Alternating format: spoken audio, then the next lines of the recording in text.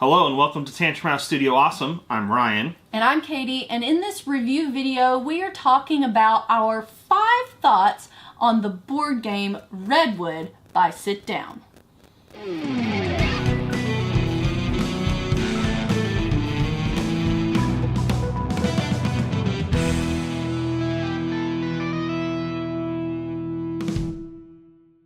In Redwood, you play as a photographer who is trying to get the perfect shot.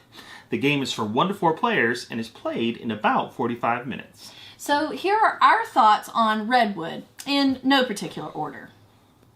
Number 1, Redwood is a spatial reasoning game at its core. The movement is all based on actual space. The very first thing you do in your turn is you're looking out at those templates and having to make a judgment call. Which movement template and which photo template am I going to use? And you aren't allowed to pick them up and gauge the distance. You just have to look and pick. And for some of us, it is more difficult than others. Yes, for sure. Those choices are when you touch the template, that is your official guess. You have to place it immediately in front of you. You Yes. can't be like, oh, this will get me there, and now this other one will let me cover these. You have to pick both of them before you do anything else. Yes. So, number 2. The other photographers can and will get in your way in this game. So, the other players are going to be moving around the board, but the requirements are your path that you choose cannot cross over where they're standing. Your photography templates cannot be touching them in any way. So somebody may get into your shot that you're planning to take, and then you just have to choose something else. Yeah, but your bonus point objectives may give you points if you're generally pointing in the general direction of another player. So sometimes it's nice to have them around. On a rare occasion. Number 3, additional objectives make this a more interesting game. Each round you're flipping an additional objective card, and so the way to get bonus points just continues to accumulate. And you got to remember what was flipped over previous rounds. They stay out so you can reference them, but you have to keep that in mind. And now you're adding this additional criteria.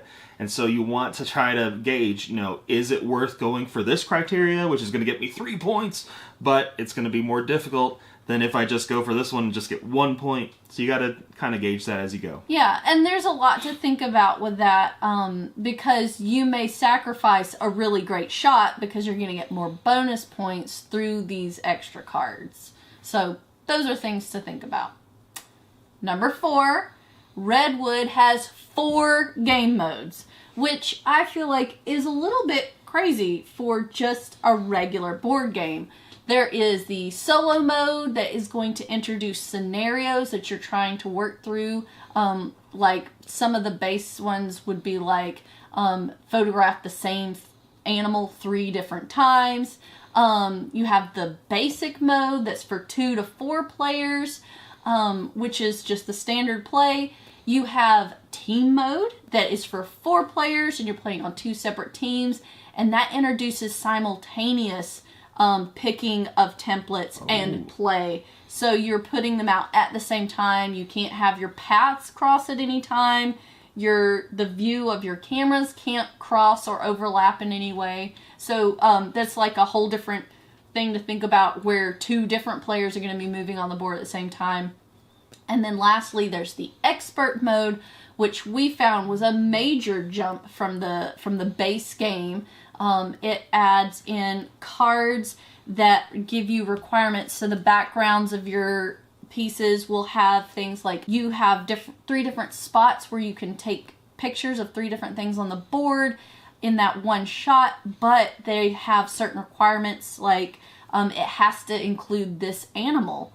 If you don't, it is negative points. So really, the expert game is so much harder because it introduces a lot of negative points for things that you don't do. Yeah, I think the hardest one is one of the biomes. When you take a picture in that direction, you have to use a specific photo template That is in hard. order to get the bonus points.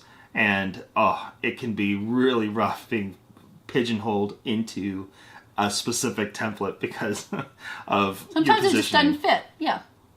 Number 5, you have to be flexible with your plans to win this game. The board is constantly changing because every time you take an animal's picture, that animal gets moved to a different location in one of its favorite biomes. Also, the players are moving around, the other players, so they might be getting in the way of your shot. And the goals keep updating, so you're constantly having to keep in mind what is being added for bonus points. So, although you only play 5 rounds, each round is going to be very different in what's available. Yeah. You got to be flexible and be ready to seize the moment and take that perfect shot. It's true. If you cannot pivot in this game, you are not going to win. You have to be able to just say, okay, I've got to abandon that strategy and just move on to something else. What can I get right now? What's available to me now? So, Ryan, give us a hot take. What'd you think? Well, I was presented this game as if it was a tactical miniatures game with measurements because of the templates, close. And I see where they're coming from. It is not a tactical miniatures game per se. I mean, there's some tactical movement, and there are miniatures, and you do have the measurement, but not quite the same genre as what I was introduced. But overall, I would say it's a fairly simple game just to play, but it is a very difficult game to master. At least for me, I'm not good at spatial reasoning. I was constantly leaving points on the table. I just could not get the perfect shot anytime. And you're supposed, if you get all 7 animals, all 7 different types, you get buku bonus points. You only get 5 rounds to do that. So I'm only taking 1 animal shot a round because I can't fit that second animal into the photo template. Mm-hmm. If you are able to do that, let me know. Take a picture. Yeah, it's pretty crazy. It's a different type of thinking rather than a lot of other type of board games. So if you're looking for something kind of unusual, that something you're not really used to in regular board games, something new, check this out. If you are not a fan of spatial reasoning, maybe you should go ahead and pass this one by. But I think it is worth taking a look at. This is Redwood by Sit Down.